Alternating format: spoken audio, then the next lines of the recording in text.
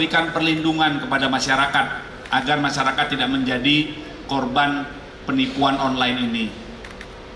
Mereka sangat teliti, sangat canggih, menggunakan setidaknya sampai dengan saat ini Direktorat Reserse Siber Polda Metro Jaya sudah mengidentifikasi ada 15 perusahaan cangkang ya yang dijadikan sarana untuk membujuk rayu korban, sehingga akhirnya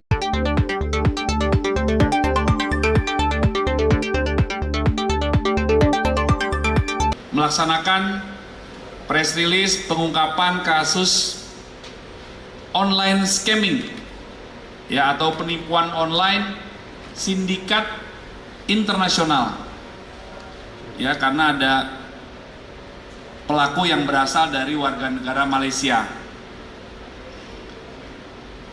Dari beberapa laporan yang diterima di Polda Metro Jaya, ini juga terkait nanti ada di beberapa daerah.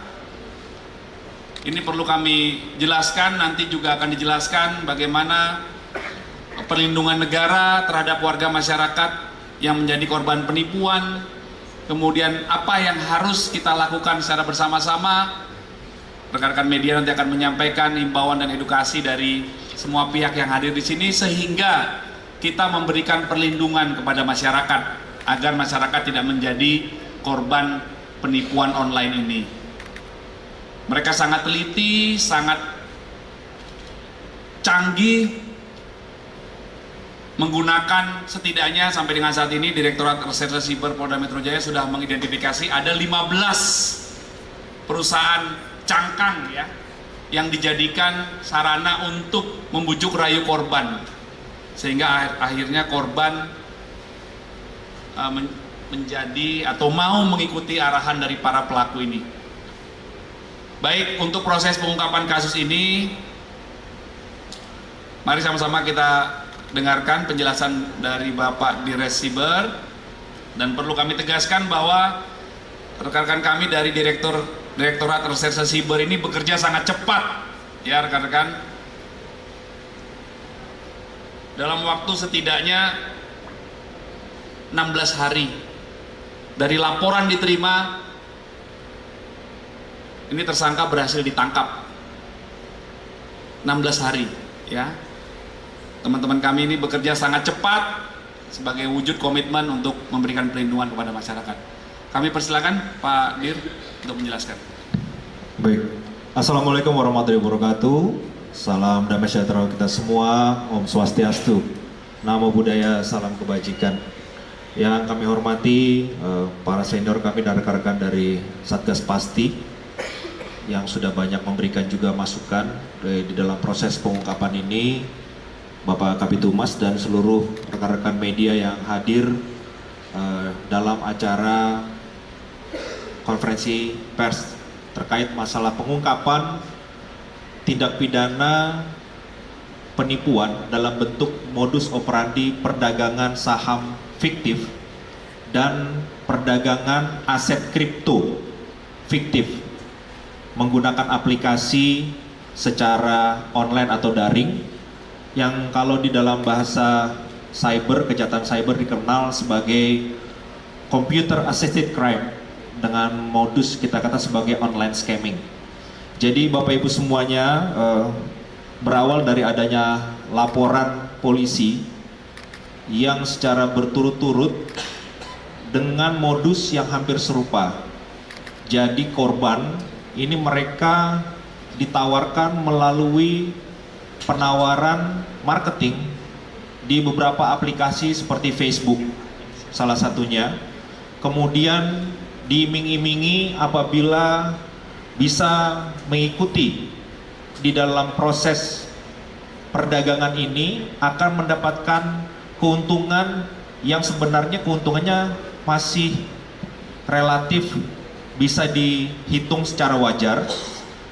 Adalah sebuah cara untuk mereka menarik yang kemudian nanti ketika korban melakukan top up atau menambah jumlah modalnya, ini akan mendapatkan keuntungan yang nilainya sampai dengan 150%. Nah, disinilah letak bagaimana para kelompok pelaku ini menggunakan sarana teknologi informasi. Mereka melakukan penyalahgunaan, ya kalau di dalam bahasanya ada dikatakan sebagai grooming juga, supaya korban ini mau menuruti apa yang disampaikan oleh para pelaku. Ada 2 pelaku yang sudah kita amankan, jadi ini dikategorikan sebagai pelaku di layer pertama. Yang bersangkutan adalah warga negara Indonesia dan warga negara Malaysia, di mana tugas mereka adalah membuat, silakan mungkin diagramnya ya, ditampilkan, membuat perusahaan cangkang. Jadi perusahaan cangkang ini sebenarnya perusahaan resmi yang terdaftar secara hukum di Direktorat Jenderal AHU, tetapi seluruh pemilik saham dan board of director-nya, direksinya itu adalah fiktif. Jadi hanya nama-nama orang yang dipinjam saja untuk mereka melakukan aktivitas menerima dan menyalurkan uang yang masuk ke dalam rekening perusahaan. Kemudian yang kedua, ada lagi salah satu kelompok yang berada di luar negeri yang bertugas untuk melakukan operasi terhadap seluruh korban, baik dalam bentuk marketingnya maupun juga di dalam mengoperasikan tools yang ada. Jadi rekan-rekan, nanti di akhir kami akan tampilkan ada 2 orang korban, silahkan untuk diwawancara, sehingga bagaimana ketika mereka tertarik dan akhirnya menjadi korban. Apabila kita lihat, mohon tampilan aplikasinya ditampilkan slide-nya. Ini salah satu contohnya dengan nama Morgan Asset Group LTD. LTD artinya limited. Mereka ini menawarkan perdagangan saham yang menyerupai nilainya ketika itu dilakukan aktivasi sama seperti perdagangan di pasar bursa. Jadi nilainya sangat mirip, karena ini kita duga saat ini yang bersangkutan atau pelaku menggunakan beberapa teknologi yang juga mengcopy dari kegiatan yang sebenarnya. Jadi maksudnya ada perdagangan saham real, ini mereka melakukan perdagangan saham yang palsu.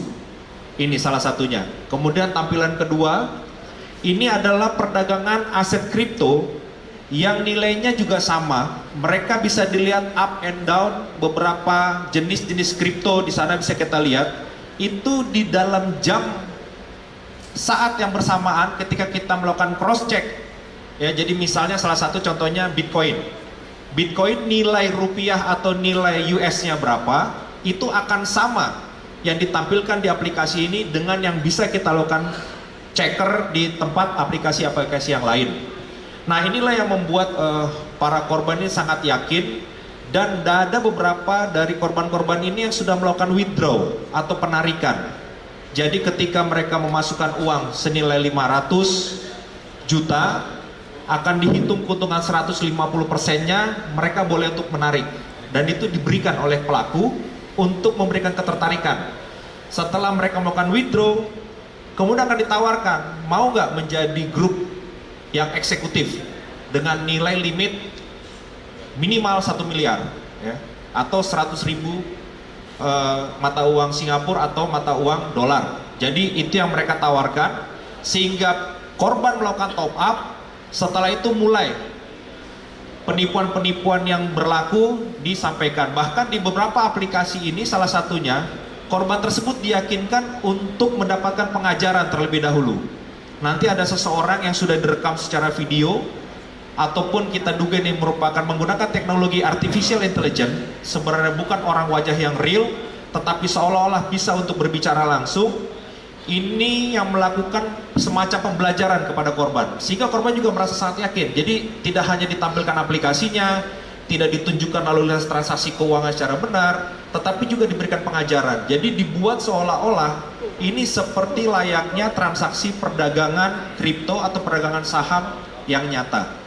Nah, kemudian dari 2 pelaku ini kami mendapatkan keterangan informasi bahwa mereka memang melakukan operasi untuk pengumpulan seluruh data ini berada di luar negeri, di Malaysia, dan ini juga atas kerjasama dari Hupinter sekarang dalam proses pendalaman, dan kami juga akan meminta bantuan nanti dari Interpol untuk melakukan proses upaya paksa terhadap para target yang sudah ada di dalam data informasi kami. Kemudian yang selanjutnya nanti akan dipaparkan oleh Pak Kasubdit 3 bagaimana peran secara rinci dari para tersangka dan juga barang bukti apa yang sudah ada di depan ini yang bisa rekan-rekan lihat semuanya untuk kegunaan yang dilakukan oleh para tersangkanya. Silakan, Pak.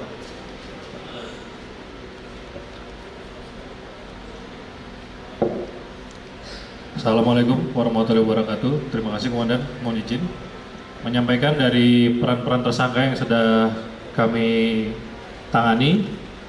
Jadi ada 2 tersangka. Yang pertama inisial YCF, itu warga Malaysia, di mana warga Malaysia ini datang ke Indonesia untuk melakukan perekrutan terhadap tersangka satu lagi, yaitu SP yang merupakan warga negara Indonesia, di mana SP ini direkrut untuk mempersiapkan rekening, juga PT-PT fiktif yang terdaftar, yang terdaftar di AHU. Dalam hal tersebut, tersangka SP ini mencari orang-orang yang bersedia untuk memberikan identitasnya untuk syarat pembuatan rekening dan kelengkapan pemilik PT fiktif tersebut. Jadi kemudian YCF ini yang memberikan modal dana kepada tersangka SP untuk proses pembuatan rekening-rekening dan perusahaan itu. Kemudian yang berikutnya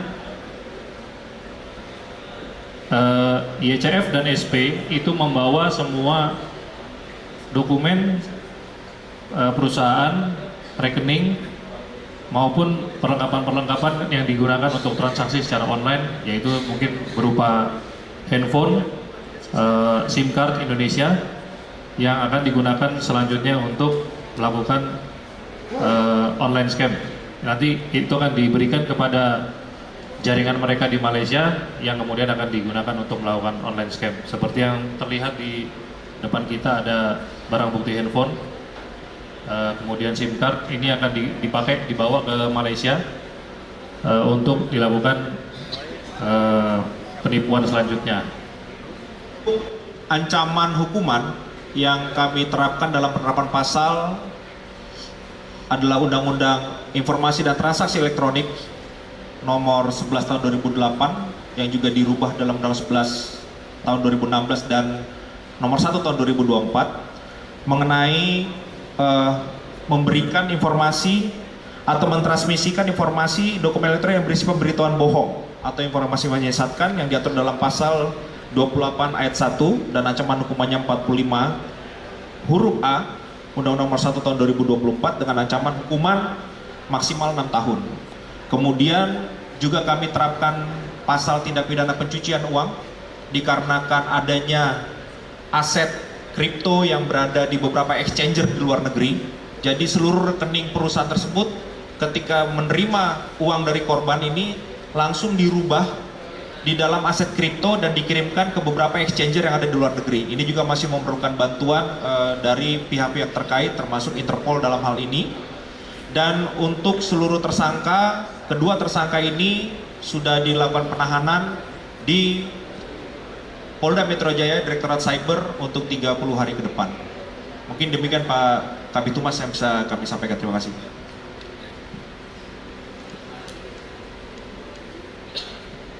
Terima kasih Pak Direktur. Selanjutnya kita dengarkan arahan dan penjelasan dari Bapak Budianto dari Ketua Sekretariat Satgas Pasti. Kami persilakan.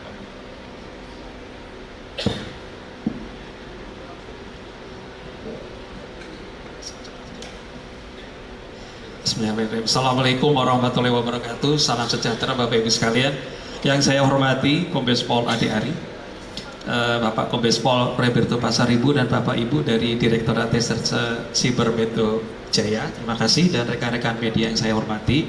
Perkenankan saya memberikan beberapa informasi singkat mengenai acara pada siang hari ini. Kami dari Sekretariat Satgas Pasti, Sekretariat Satuan Tugas Pemberantasan Aktivitas Keuangan Ilegal. Pertama, kami menyampaikan apresiasi Bapak atas kerja keras dan kerja cepat sekali dari tim Direktorat Reserse Siber Metro Jaya dalam mengungkap dan menindak dugaan tindak pidana penipuan yang dilakukan oleh MAG yang telah menyebabkan kerugian finansial bagi masyarakat.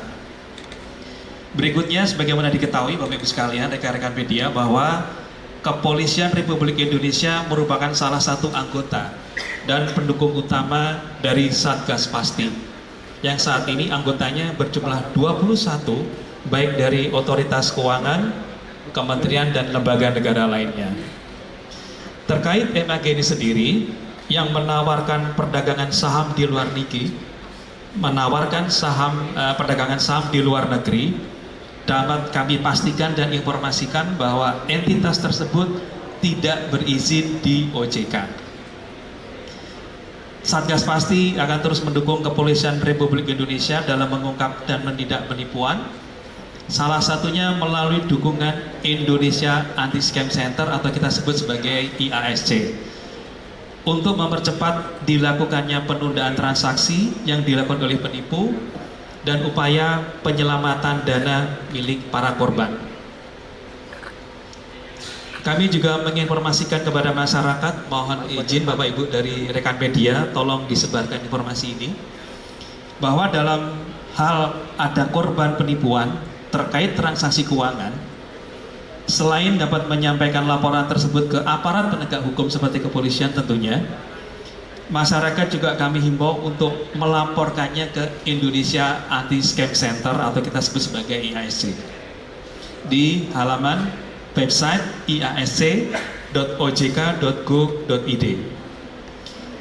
Bapak Ibu sekalian, kecepatan penyampaian laporan penipuan sangat diharapkan dalam mengupayakan penyelamatan dana dari para korban.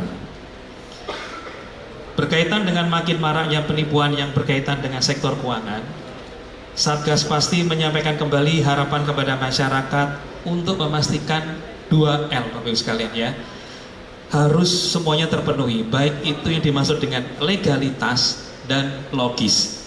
Jadi kita sebut sebagai 2L. Jadi Bapak Ibu sekalian, para masyarakat, anggota masyarakat, jika ditawarkan suatu tawaran investasi, tolong dipastikan 2 aspek tersebut dipenuhi, yaitu legal dan logis sebelum menerima dan menggunakan tawaran investasi dari pihak manapun.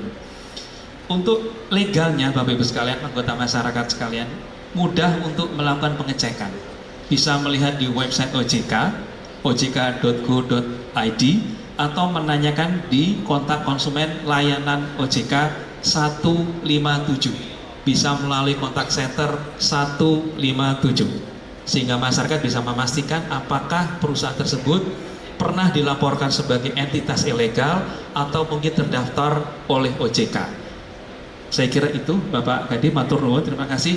Assalamualaikum warahmatullahi wabarakatuh.